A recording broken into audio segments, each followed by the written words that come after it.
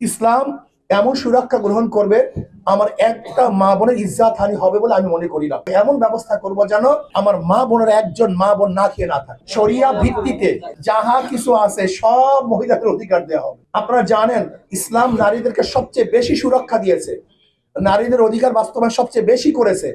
কিন্তু ব্রিটিশ এবং পাশ্চাত্যদের যে নিয়ম যে কানুন, তাতে আমাদের নারীদেরকে সুরক্ষা করতে পারে নাই, বরং আমার নারীরা সবচেয়ে বেশি ধর্ষিতা হচ্ছে, ইফতিজিনের শিকার হচ্ছে।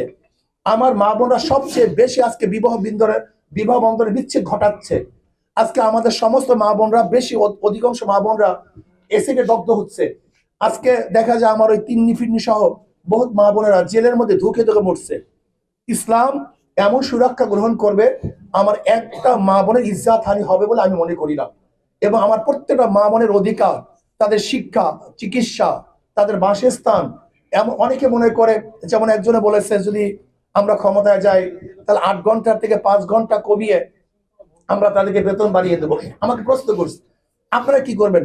আমি বললাম আমি 8 ঘন্টা 5 ঘন্টা দূরের কথা, আমি এমন ব্যবস্থা করবো যে কোনো নারীকে চাকরি না করতে হয়, যদি প্রয়োজন না হয়।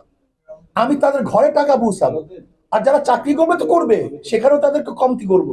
কিন্তু আমি এমন ব্যবস্থা করব যেন আমার মা বোনের একজন মা বোন না খেয়ে না থাকে। সবাই যেন ভরপুর খেতে পারে, ভরপুর পরিধান করতে পারে, সুখে স্বাচ্ছন্দ্যে জীবন যাপন করতে পারে, এরকম ব্যবস্থা করবে ইনশাআল্লাহ, যদি আল্লাহ কবুল করে। যেইভাবে আপনারা আমাদেরকে বলতেছেন আগে ইসলাম হুকুমাত কায়েম করার পরে শরিয়া ভিত্তিতে যাহা কিছু আছে সব মহিলাদের অধিকার দেওয়া হবে ইসলামের।